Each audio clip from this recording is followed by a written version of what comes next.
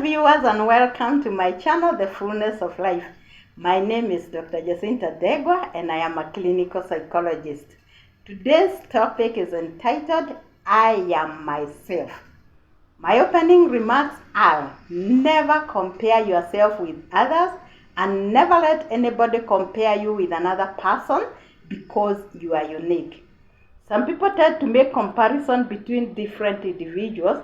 For example, you may hear like a comment like, you see how Joy is very good in embracing people.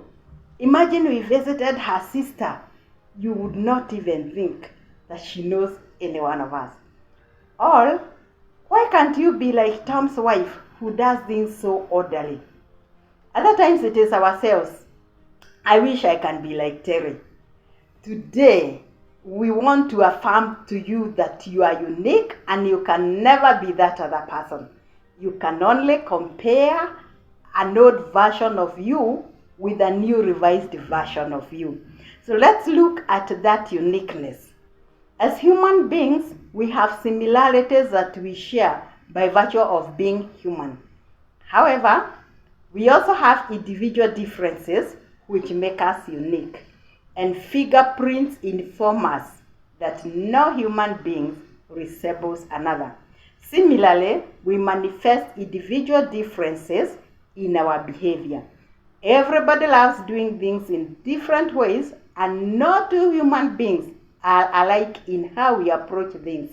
It is usually difficult for us to understand why different people think differently, feel differently, or act differently. Think of a scenario like this one. You are a group of friends holding a meeting in a room discussing how you will help one of you who is in need. Then when you are in deep discussion, you hear some steps like of a person entering the room.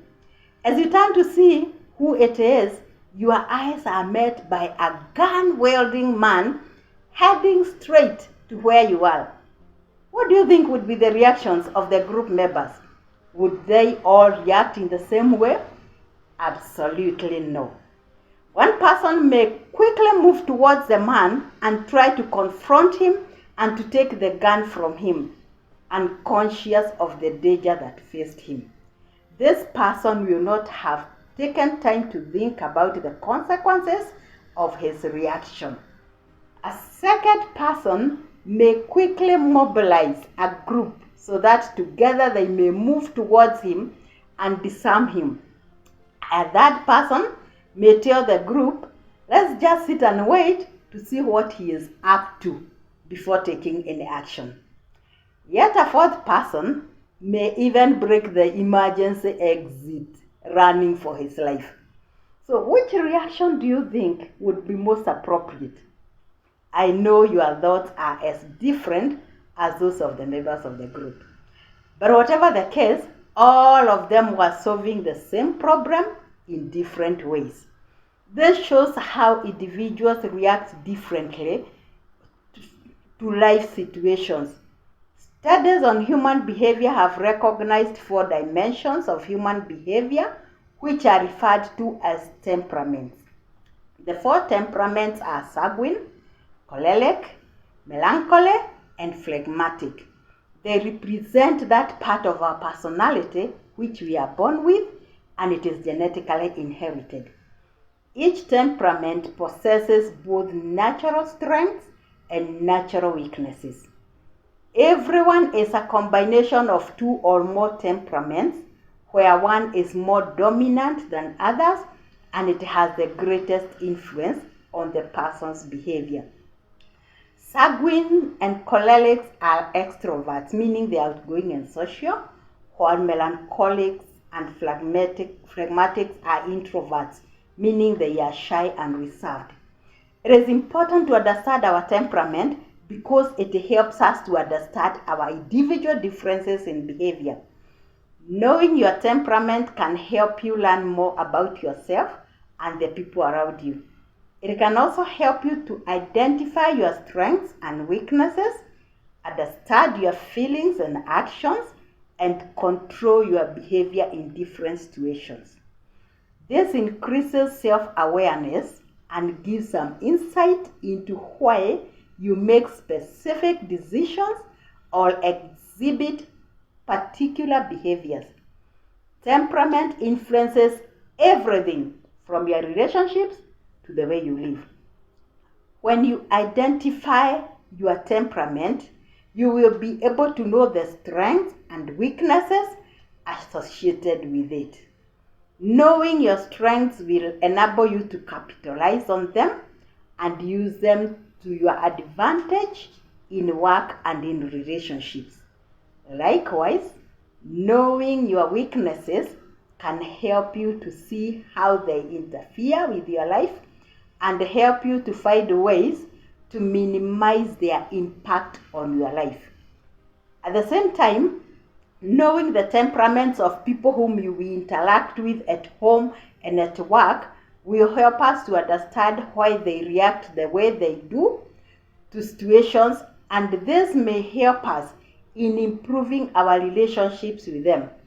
Once you identify the natural tendencies of an individual with any personality, you will better understand their natural strengths and weaknesses. You will then be able to relate and communicate with them more effectively.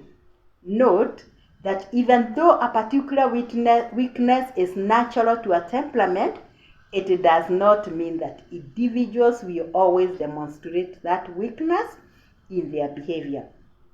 It is possible to learn how to control and overcome the natural weaknesses associated with a temperament. So some of the behaviors that we keep wondering about may have their explanation in our temperaments. Among them are, in our WhatsApp groups, why is it that we have this member who tirelessly keeps this group busy by posting everything and anything? Most of these posts may be jokes, and even if nobody responds to them, the person will not give up, but will continue posting. How about this other member who will never make any comment in group discussions unless he is called upon and asked, "Hey, tell us your opinion." This person may even be having the solution to a problem, but will never volunteer the information until provoked to do so. Another concern is at the workplace. We have this CEO who is very bossy. He is usually the first one to arrive in the office and the last one to leave, sometimes hours after the normal working hours. When his juniors have issues such as sickness of a child, this CEO has no room for granting any permission, and he categorically states that the child is not part of the institution. You all keep wondering, what kind of a boss is this? Because however much you complain, nothing seems to change. At home, there is this spouse who keeps on cheating on you and will never own up to your suspicion until caught in the very act. Even then, he will sweet talk you, tell you it is the devil, and ask for forgiveness, only for the devil to revisit again another time, and the thread continues. Then there is this cyber bully who keeps on bullying others. Is the problem with the bully, the bullied, both, or none? These and many more are some of the concerns that we will try to address from the perspective of our personality in a series through the 4 human temperaments mentioned above. Do not miss out, because the issues discussed here may go a long way in enhancing understanding of yourself, your leaders, workmates, parents, and even spouse, thereby improving your relationship with them. This will in turn improve on your productivity. So next time we will start our series on these different temperaments. If you have been helped by this information, like this video and subscribe to be notified whenever we post. Till then, it's bye for now.